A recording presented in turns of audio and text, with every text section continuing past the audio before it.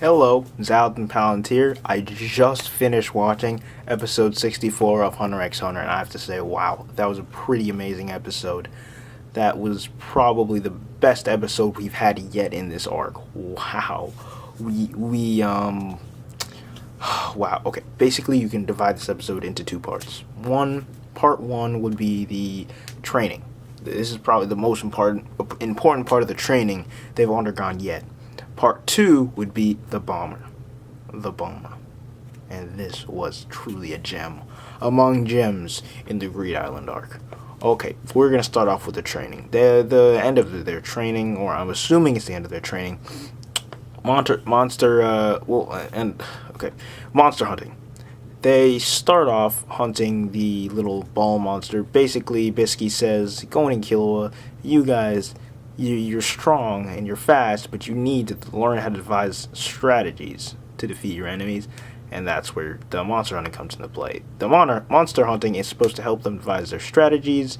They pretty much skim over this section relatively easily. The last enemy is the bubble horse, that little horsey we saw earlier, and Gon captures it and gets the card. Next is the actually important part of the training, unlike the monster hunting, which was learning Ko, Ko is basically what Gon was doing when he was trying to find out a special ability where he concentrated all of his aura into his fist, and he was able to increase his attack power that way.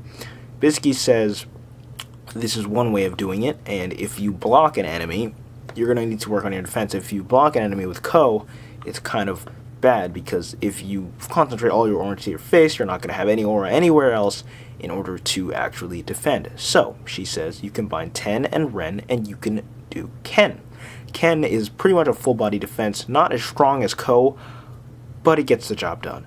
And you can have full body protection instead of protection in one area of your body. So basically, they learn how to defend with Ken, attack with Ko, and shift their aura around to different parts of the body. So you can have 80 power in your fist, 20 in the rest of your body. You can basically shift your power around for the battle you're in, or the situation you're in, who knows. So when you're about to punch, you shift to 80. When you're about to defend, you shift your forearm or whatever to 80, so you can have more defense power. So basically, this is what happens. Then we go to the part where Gon and Killua they're told to spar using their newfound Ko and Ken abilities. When they're able to spar at full speed, which is after 2 weeks, they go on to the next part of their training, which is the last part that we actually see them doing, which is the actual Nen category training. First, they do Enhancer, where you have to pretty much use Ko, concentrate all your aura into the object. They use rocks to smash other rocks. You're supposed to use one rock, smash as many rocks as you can with that rock before the rock breaks. They really don't perform too well on this, but we're going to assume they're going to improve probably next episode. Now, the bomber.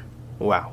Okay, so this guy, the group back that I think his name was, Puhat, the group that he joined, that were trying to locate all those cards, we go back to them. And this guy, basically they're having a little meeting where they're like, oh, we're almost there, guys. We almost have all the cards.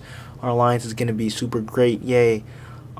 We go back to them, and basically, after the meeting, or in the middle of the meeting, a guy steps up, a blonde guy, and he's like, hey, I'm the bomber.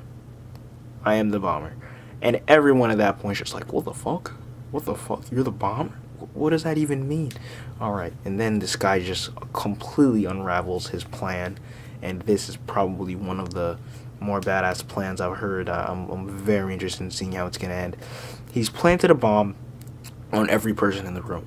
These bombs are going to explode in a set number of seconds. I think it was like 6,000 seconds. I forgot exactly how many. Now, this guy says that he has planted a bomb on all of them. Guess how? He or one of his allies has touched them, and he said in some sentence the word bomber. Like, oh, I am the bomber. Beware the bomber, while touching them. And in this manner, he has put a bomb on everyone. He activates the bombs. They're time bombs. They're time bombs. He's placed a time bomb on every single person there. Wow. Okay, so in order to defuse these bombs, they have to come close to him, touch him, and say, "I caught the bomber." They have to be touching him while I say, "I caught the bomber." Now, here's the catch. He has very nice close quarters fighting abilities, and what makes this even better is he has 2 allies, and he has an ability called Little Flower, where he is basically, in his palm, he has gunpowder that he can explode at will. Now, we demonstrated this ability when someone from the crowd tries to attack him. He quickly grabs the guy's face and just blows it up. He's like, "Hey, my ability might not be very strong, but it does the trick." And it really does the trick, because the guy's just laying there holding his face for pretty much the remainder of the episode. And then this guy's like, "Hey, if you want to find me, you gotta come alone, come to the mansion outside the game," and he Batera-san's mansion, and he leaves. He uses a leave card and he gets the fuck out of there. Now you're just like, holy shit, this guy just he's just the bomber. He's the bomber. He's a pretty good villain to start off the Greed Island arc. I have a feeling he's not going to be too permanent, but hey, it's a pretty good villain. Now the real excitement comes in when we see who comes to stop the bomber. Okay, or who tries to stop the bomber. Puhat is seen. I thought this was going to be a kind of a long time character. I thought it was possible. Puhat goes outside. Outside the game, he uses a leave card, and he locates the bomber and his allies, and Batera's in that room. The bomber, I gotta start calling him the bomber, but I can't think of his name off the top of my head. He says, "Give me your ring." And Puhat's like, "Sir, we got a bargain here. We're really not trying to cause any problems. We really want this alliance to work out, so can you work with me?" And the bomber is just like, "How about no?" Grips his neck and pretty much blows his head off. Puhat's dead. How do we know he's dead? Confirmed. You want the information confirmed. Well, groups of the Alliance are near the starting point, and I don't know what they're looking for at the time, but one of the bomber's accomplices goes there, and he's like, "Hey, how you guys doing?" Rolls to them a bag with Puhat's head in it. This is used to threaten them. Prove that they're for real. He gives them back Puhat's head. Like, wow, this guy's really doing this. And make matters worse, he wants a leave card so he can get out.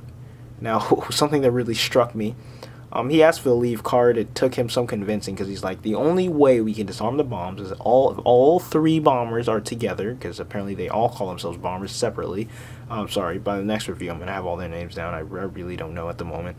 They all have to they all have to come together and touch each other's fingers and say the keyword, and all the bombs will be disabled, diffused.